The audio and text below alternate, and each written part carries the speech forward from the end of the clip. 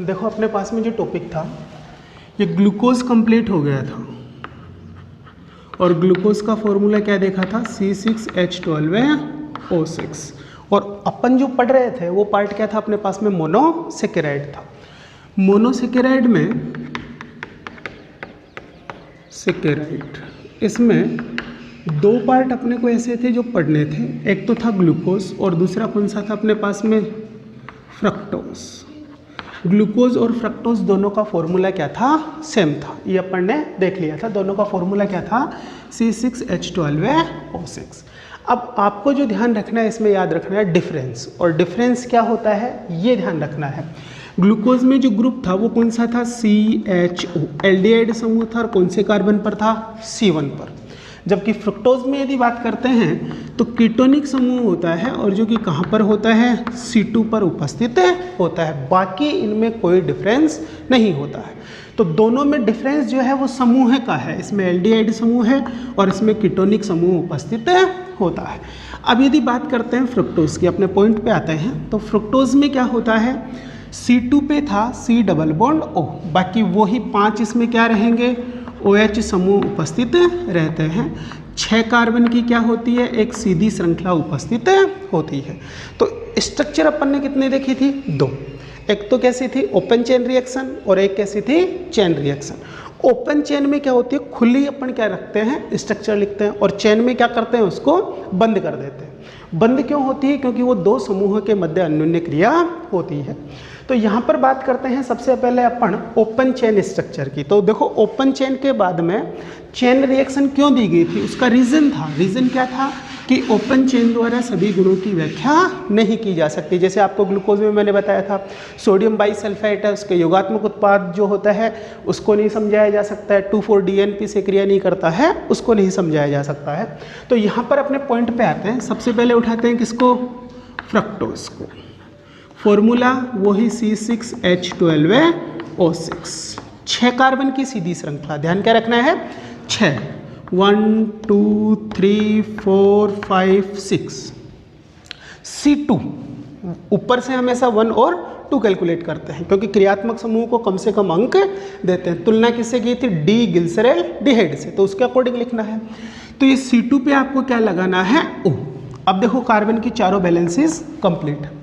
तीसरे का OH glucose में भी बता रखा है और फ्रक्टोज में भी। तीसरे का OH क्या होता है उल्टा, मतलब बाकी सारे यदि दाहिनी दिशा में है तो ये किधर होता है बाईं ओर। तो पहले उसको लिख दो 1 2 3, ये OH और ये H। अब कुछ नहीं करना है, यहाँ पर CH2OH क्यों लिखा क्योंकि एक OH था और बैलेंसी के लिए कितने H लगाएंगे 2, एक यहाँ पर ये वाली वैलेंसी है। फिर कुछ नहीं करना, 4 नंबर पे आ जाओ तो फिर OH और H, 5 पे आ जाओ OH और H, फिर वही HHOH, चाहे सीधा क्या लिख दो CH2OH। तो ये स्ट्रक्चर बन जाएगी अपने पास में फ्रक्टोज की। ध्यान किसको रखना है C3 को। C3 का OH हमेशा कौन सी दिशा में होता है बाईं ओर, ये वाला हाथ बाईं ओर। अब आपको देखना क्या है नीचे से पहला असमित कार्बन, और पहला असमित कार्बन कौन सा है C5। असमित कौन सा होता है जिससे 4 अलग अलग समूह जुड़े हों, इस C को देखो, एक तो ये पूरा समूह जुड़ा है, ठीक है, दूसरा क्या जुड़ा है OH, तीसरा क्या जुड़ा है H और नीचे क्या जुड़ा है CH2OH। तो 4 अलग अलग समूह हुए कि नहीं। तो नीचे से पहला असमित कार्बन है। अब बात करो इसकी, तो इसमें चारों अलग नहीं है, कैसे 2 H है, एक H इधर लिख दूंगा एक H इधर लिख दूंगा, तो 2 समूह सेम हुए कि नहीं। तो ये असमित नहीं होगा, कौन सा होगा ये वाला, ठीक है। तो इस असमित कार्बन जो है ये कौन सा है अपने पास में C5। इससे निर्धारण होगा कैपिटल D और कैपिटल L रूप का। तो इसको मैं यहाँ से बाउंडेड कर रहा हूँ। तो यहाँ से देखना आप, इससे जुड़ा हुआ OH यदि दाहिनी ओर है तो कौन सा रूप कहेंगे इसको D। कौन सी ओर है दाईं या दाहिनी ओर। यदि बाईं ओर है तो इसे क्या कहा जाएगा L रूप कहा जाएगा। तो ये वाला OH यदि इधर लिखा है तो इसको क्या लिखेंगे अपन D। कौन सा रूप लिखेंगे D। और यदि इधर है तो क्या लिखा जाएगा L। एल रूप अपने सिलेबस में नहीं है, आपको कौन सा ध्यान रखना है केवल D। तो ये वाला OH किधर लिखना होता है अपने को, दाहिनी ओर लिखना होता है। तो इसका पूरा नाम क्या हो जाएगा, D माइनस फ्रक्टोज। अब देखो माइनस और प्लस का चक्कर ये क्या है, ये अपन नहीं ज्ञात कर सकते हैं। ये क्या होता है, ये पदार्थ जो होता है ये समतल ध्रुवित प्रकाश के तल को जिस दिशा में घुमाता है उसके अनुसार लिखा जाता है और ये प्रयोगों द्वारा निर्धारित किया जाता है। जैसे ग्लूकोज में मैं हर जगह क्या लिख रहा था, प्लस, क्योंकि वो कैसा था, एग्जाम्पल में मैंने बताया था परिवर्तित ध्रुवण घूर्णकता प्रदर्शित करता है, लेकिन कैसा होता है, दक्षिण ध्रुवण घूर्णक। समतल ध्रुवित प्रकाश इस प्रकार से है तो इसके तल को ये किधर घुमाएगा, क्लॉकवाइज, दक्षिणावर्त दिशा में घुमा देगा। तो यहाँ पर फ्रक्टोज के लिए माइनस क्यों लिखा है, क्योंकि ये कैसा होता है, वाम ध्रुवण घूर्णक होता है। जैसे समतल ध्रुवित प्रकाश ये है तो इसको एक किधर घुमाएगा, एंटी क्लॉकवाइज घुमा देगा। क्लियर है। तो ये माइनस का निर्धारण प्रयोगों से होता है। डी का निर्धारण अपन ने किससे किया है, C5 से किया है और नाम क्या लिख दिया, D माइनस फ्रक्टोज। तो ये थी इसकी ओपन चेन रिएक्शन। दूसरे कार्बन पे कौन सा समूह ध्यान रखना है आपको, कीटोनिक समूह यहाँ पर उपस्थित होता है। अब इसकी जो चक्रीय संरचना थी उसकी यदि बात करते हैं तो चक्रीय संरचना में क्या होता है, जो कार्बोनिल समूह होता है उसके मध्य और जो C5 का OH होता है उसके मध्य अन्योन्य क्रिया होती है। तो यहाँ पे इसकी चक्रीय संरचनाएं दो बनाएंगे अपन और ये होगी इसकी चेन रिएक्शन, चक्रीय संरचना। अब इधर देखिए चक्रीय संरचना में क्या होगा, ये कार्बोनिल समूह है इसके OH समूह से क्रिया करेगा तो ये एक बंध टूटेगा, ये डबल बॉन्ड दिख रहे हैं, इसमें से यहाँ से एक बंध आपको तोड़ना है। जब एक बंध तोड़ देंगे तो इस कार्बन की एक वैलेंसी कम हो जाएगी तो ये OH जो है ये तो जुड़ जाएगा इस कार्बन से और ये ऑक्सीजन इस कार्बन और पांचवें कार्बन के मध्य जुड़कर एक सेतु का कार्य कर देगा। तो ध्यान से समझना है इसको, वापस लिख रहा हूँ मैं 2 3 4 5 6, ठीक है। 1 क्यों नहीं लिखा, क्योंकि चैन में नहीं है ये, चैन तो इस कार्बन से O से और कहाँ तक आ रही है, यहाँ तक, नहीं तो 1 चैन में आया और नहीं 6। तो कैसे चैन बनेगी इसको समझना। ये C2 था, इसका ये वाला O था, इसको ऊपर से लिख देता हूँ, अल्फा और बीटा रूप भी समझ में आ जाएंगे। इस O को मैंने जोड़ दिया किससे, 2 3 4 और 5, इससे जोड़ दिया, ये वाला बंध मैंने तोड़ दिया। तो ये OH किससे जुड़ा, इस C से, क्योंकि इसकी तो एक ही वैलेंसी कम हुई है तो ये ऑक्सीजन से जुड़ जाएगा ना यहाँ पर। तो इसके पास केवल क्या रहा, H, और इसके पास में, इस C के पास में देखो ये O तो इधर जुड़ ही गया था, एक तो समूह कौन सा बच गया, CH2OH, और दूसरा ये वाला OH। तो यहाँ पर क्या लिखना है आपको, OH और दूसरा क्या जुड़ा है इससे, बोलो, CH2OH, CH2OH, दो समूह हो गए। ये तीसरा कार्बन था, कुछ नहीं करना, H और OH। चौथा था OH और H, ये कौन सा था, पांचवा, और छठे में क्या था, CH2OH। ये हो जाती है इसकी चैन स्ट्रक्चर। अब इसकी नंबरिंग सुनना, ये क्या है, C1, ये C2, ये C3, ये C4, ये C5 और ये C6। तो वही 6 कार्बन है। पर यहाँ पे ध्यान रखना है, मैंने आप लोगों को बताया था कि एनोमेरी कार्बन, क्या बताया था, एनोमेरी कार्बन, जो किसका निर्धारण करता है, अल्फा एंड बीटा रूप का। कौन सा कार्बन होता है ये, एनोमेरी कार्बन। तो इसमें आपको क्या देखना है कि ऐसा कार्बन जिससे 2 ऑक्सीजन परमाणु जुड़े हो। इधर देखो, इससे 2 नहीं है, केवल ये एक ही जुड़ रहा है। ये वाला कार्बन देखो, एक ऑक्सीजन तो ये रहा और दूसरा ऑक्सीजन ये रहा, इसको क्या कहेंगे, एनोमेरी कार्बन। अब इस एनोमेरी कार्बन से जुड़ा हुआ, स्टार लगा लो इसके, तो कौन सा कार्बन एनोमेरी कार्बन है इसमें, C2, जबकि ग्लूकोज में कौन सा था, C1। डिफरेंस ध्यान रहेगा, वीडियो में देख लेना यदि किसी ने नहीं देखा है तो ये हो गया C2 एनोमेरी कार्बन। अब इससे जुड़ा हुआ OH यदि दाहिनी ओर है तो इसको क्या कहेंगे, अल्फा। क्या कहेंगे, अल्फा। तो नाम क्या होगा, अल्फा। किससे बनाया, D माइनस फ्रुक्टोज से, तो पूरा नाम क्या हो जाएगा, अल्फा D माइनस फ्रक्टोज। बोलो कोई डाउट है। अब इसका बीटा बनाना है तो एनोमेरी कार्बन का OH उलट दो, कौन सी दिशा में लिख देंगे, बाई दिशा में। तो इसका बाई दिशा में लिखना है अपने को, तो क्या बन जाएगा अपने पास में, बोलो, बीटा डी माइनस फ्रक्टोज, जो कि अपने आगे काम में आएगा। तो स्ट्रक्चर ये है 1 2 3 4, 1 2 3 और 4। नीचे क्या है, CH2OH, इधर से क्या जुड़ा है, ऑक्सीजन जुड़ा है, इधर क्या लिख दें, CH2OH, इधर क्या लिख दें, OH। तो ये एनोमेरी कार्बन से जुड़ा हुआ OH बाईं ओर हो गया। तो बाईं ओर होते ही क्या हो जाएगा, ये कौन सा रूप हो जाएगा, बीटा रूप हो जाएगा।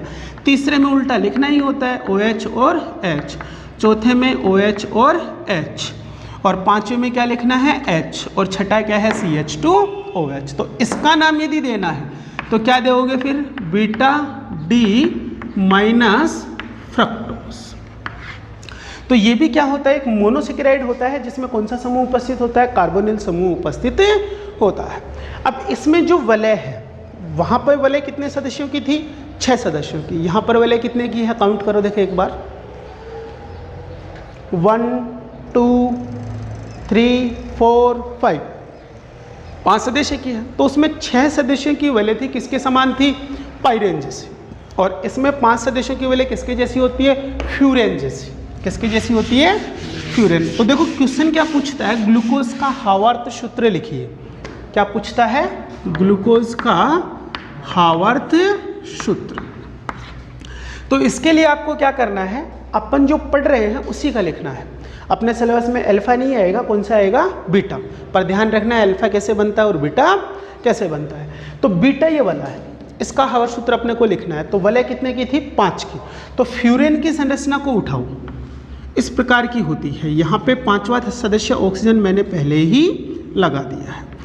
अब देखो आपको ये 2 प्रकार से स्ट्रक्चर बताता हूँ, कभी कंफ्यूजन में नहीं आओगे। कुछ कंपटीशन की बुक में उल्टी लिखी हुई होती है ये, ठीक है। तो अपन जब ग्लूकोज की बना रहे थे तो कहाँ से शुरू कर रहे थे, यहाँ से शुरू कर रहे थे।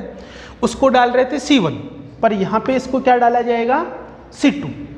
क्या डाला जाएगा, C2, क्योंकि ऑक्सीजन से क्या जुड़ा है, C2। अब इस C2 के पास है CH2OH और OH, और मैंने क्या लिखा था, जो बाईं ओर है वो हमेशा कहाँ जाता है, ऊपर। कहाँ जाएगा, ऊपर। तो यदि बीटा की बात करें तो इसका ये वाला C2 है, तो बाईं ओर OH है, तो OH ऊपर और नीचे क्या है, CH2OH। तीसरा कार्बन हमेशा बाईं ओर होता है, तो इधर क्या लिखना है, OH और H। चौथे कार्बन में H और OH, और पांचवें में हमेशा CH2OH ऊपर और H नीचे। क्लियर है। तो ये बन जाएगा अपने पास में बीटा डी माइनस फ्रुक्टोज का हावर्त सूत्र। और ये फ्यूरेन के जैसी है, तो इसलिए इसको क्या कहा जाता है, फ्रक्टो फ्यूरेनोस। जैसे उसको क्या कह रहे थे, ग्लूकोपाइरेनोस, वैसे इसको क्या कहा जाएगा, फ्रक्टो फ्यूरेनोस भी कहा जाता है। तो ये बन जाता है अपने पास में ग्लूकोज का हावर्त सूत्र। अब कई बार क्या होता है, जैसे मैं बार बार रिपीट कर रहा हूं कि यदि अपन इस प्रकार से क्या लिख रहे हैं, क्लॉकवाइज लिख रहे हैं, ठीक है। तो क्लॉकवाइज जब लिख रहे हैं स्ट्रक्चर को, यहां से शुरू करके इधर आ रहे हैं, क्लॉकवाइज हो गया ये। तो उस स्थिति में बाईं ओर को ऊपर करते हैं। यदि इसको मैं एंटी क्लॉकवाइज लिखूं ना, तो संरचना सारी उलट जाएगी। समझ लो कारण क्या होता है, सुक्रोज का हावर्त सूत्र बहुत बार पूछता है और वहाँ पे उल्टा अपने को लिखना पड़ता है, क्योंकि C1 और C2 के मध्य ग्लाइकोसाइड बंद बनाना पड़ेगा। अभी आगे आएगा वो, तो यहीं पे बता देता हूँ मैं। यदि अपन क्या कर रहे हैं, क्लॉकवाइज लिख रहे हैं, नंबरिंग किधर से कर रहे हैं, इस प्रकार से क्लॉकवाइज, ये 2, ये 3, ये 4, ये 5, ये वाला 6 और ये वाला 1। तो उस स्थिति में बाईं ओर वाले को ऊपर लिखते हैं और दाईं ओर वाले को नीचे। लेकिन यदि मैं एंटी क्लॉकवाइज कर दूं तो उलट जाएगा ना सिस्टम।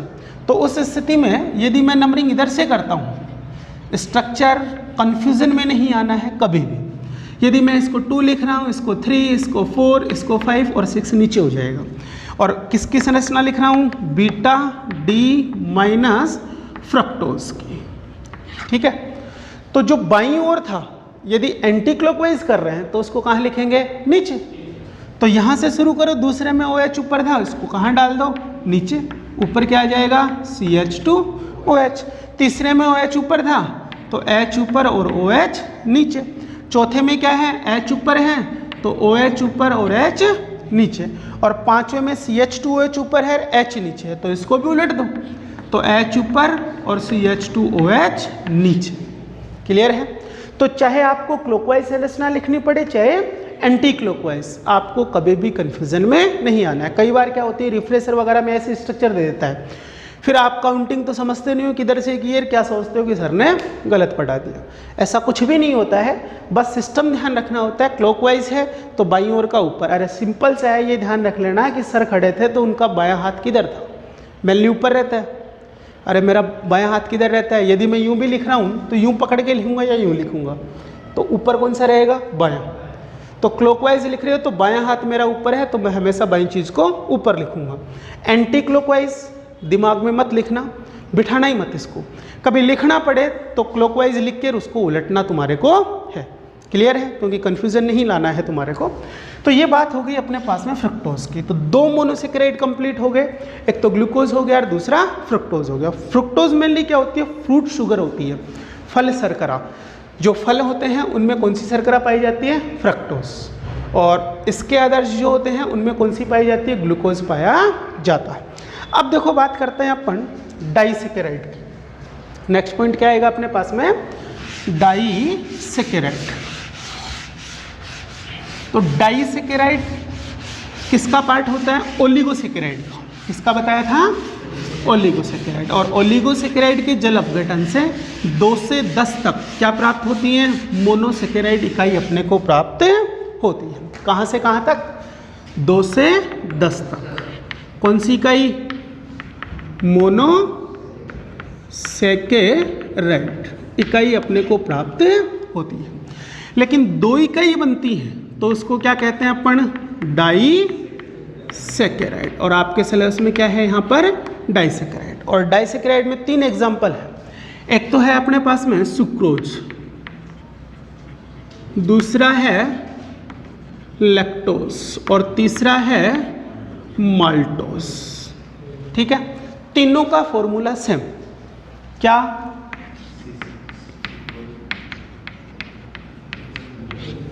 C12 है, H22 और O11।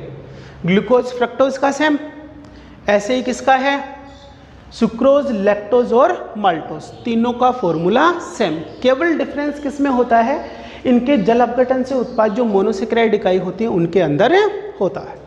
तो यहाँ पर सबसे पहले किसको उठाते हैं अपन, सुक्रोज को। फॉर्मूला क्या है अपने पास में, C12 है, H22 O11, ये सुक्रोज का फॉर्मूला होता है। अब यहाँ पर आपको क्या देखना है, सबसे पहले तो जो डाइसेकेराइड है उनको भी 2 भागों में बांट रखा है, एक तो अपचाई और दूसरा अनपचाई।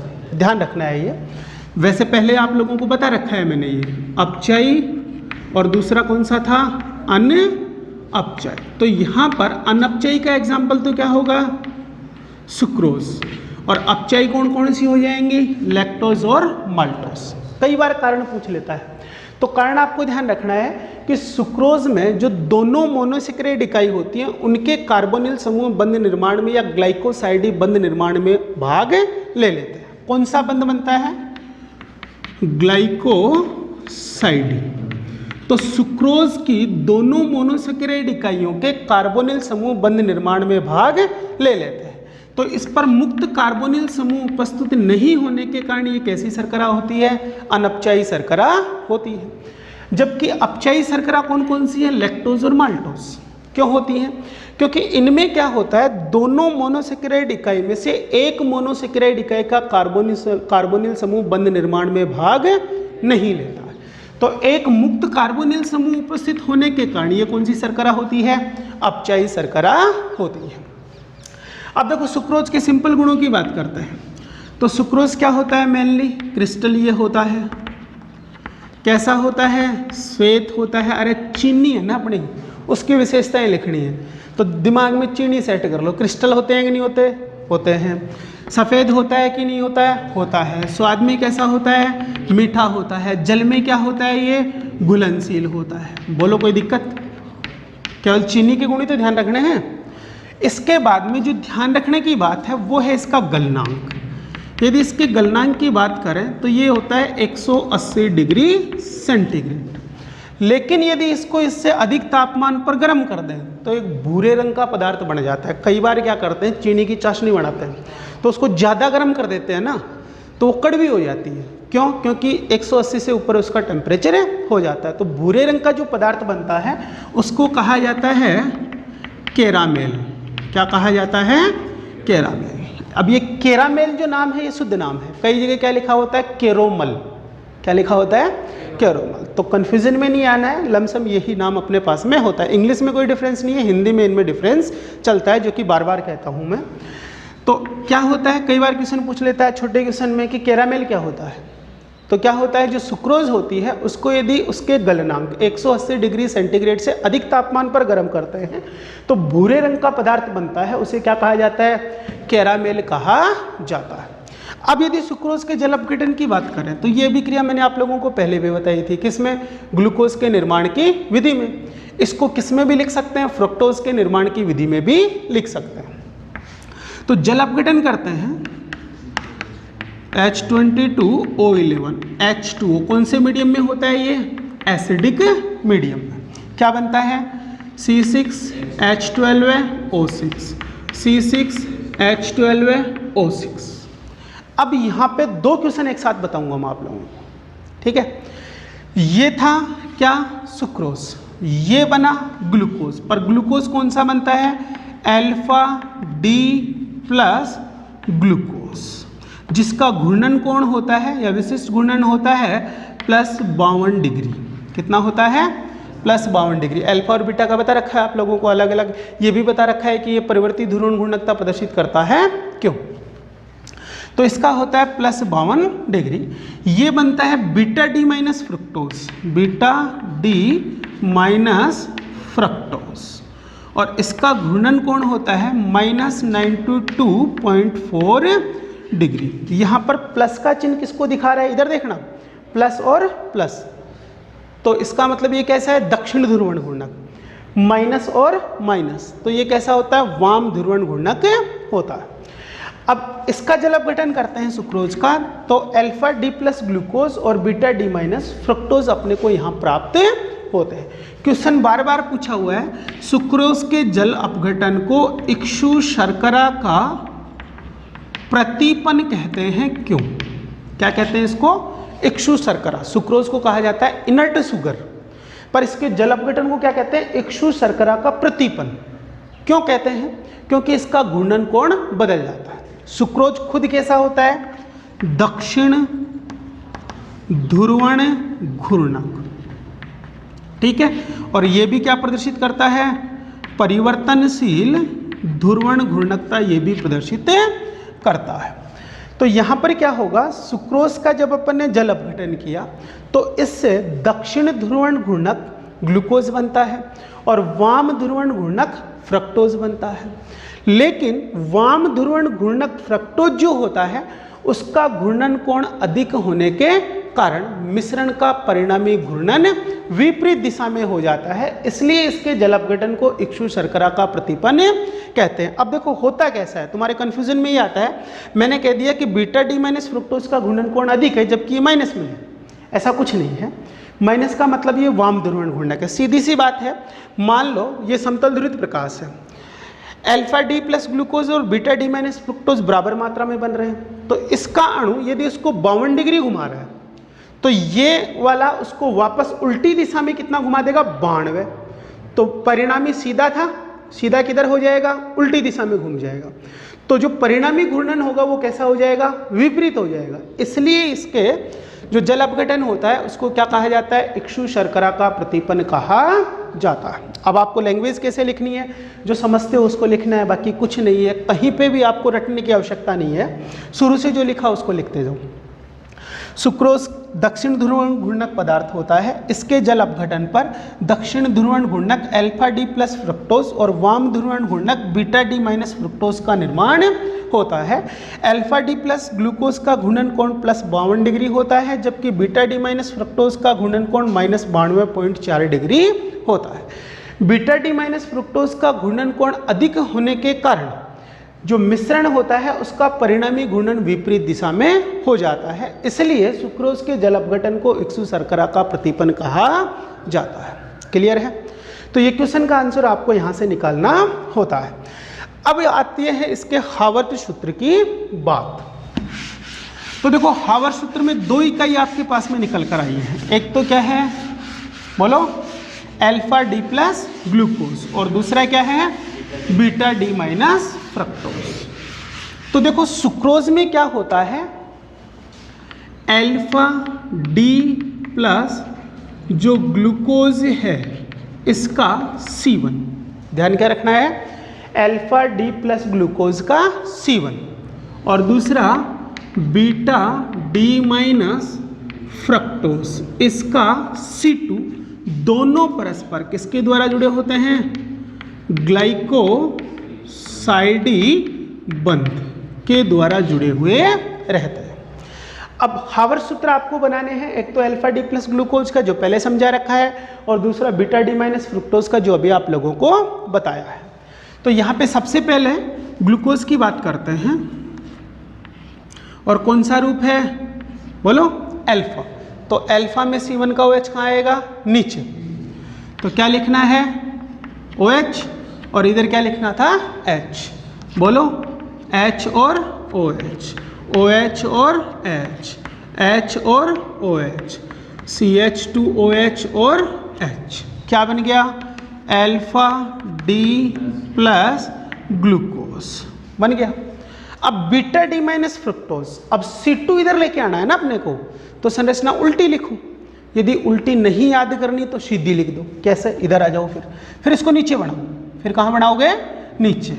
इस प्रकार से दोनों स्ट्रक्चर बताता हूँ आज आपको, ये लो, ठीक है। C2 इसको लिख रहे थे, और जब बीटा लिखना है तो OH किधर किया था, ऊपर।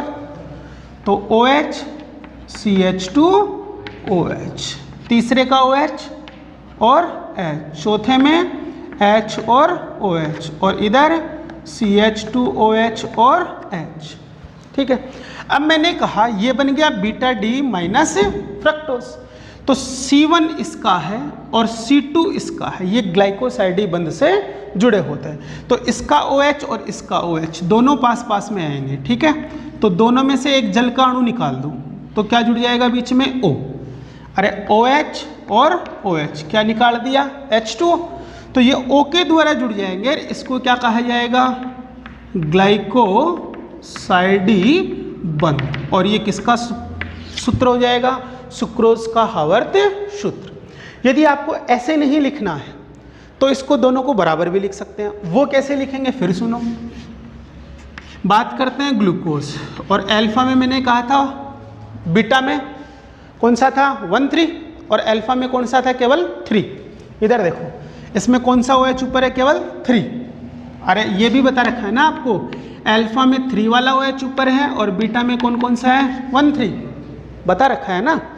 तो अल्फा ही बनाना है अपने को, तो दिमाग ही मत लगाओ। ये लो, अल्फा में 1 2 3, ये OH H लिख दो, बाकी क्या हो जाएगा, HOH HOH HOH, और यहाँ पे लास्ट वाले में CH2OH और H। बढ़ गई, बनी कि नहीं। वो तो समझाने के लिए पूरा डिटेल से बता रखा है आपको, बाकी सीधा रटने का तो यही है कि अल्फा में 3 OH ऊपर और बीटा में 1 और 3, क्योंकि 2 आ गए ना, अल्फा के बाद बीटा आ रहा है, तो 1 और 3। अब आपको यहाँ पर यदि C1 और C2 लाना है तो इसका C2 इधर लिखना है। तो अभी आपको एक रोटेशन स्ट्रक्चर बताई थी, ध्यान है, अरे उल्टी स्ट्रक्चर बताई थी ना, तो वो यहाँ पे लिखनी पड़ेगी फिर, क्योंकि यहाँ पे कौन सा लिखना है, C2, और कौन सा लिखना था, अल्फा डी प्लस ग्लूकोज और बीटा डी माइनस फ्रक्टोज। तो C2 इसका लिखना है, तो CH2OH ऊपर और OH नीचे, उलटना है ना इसको।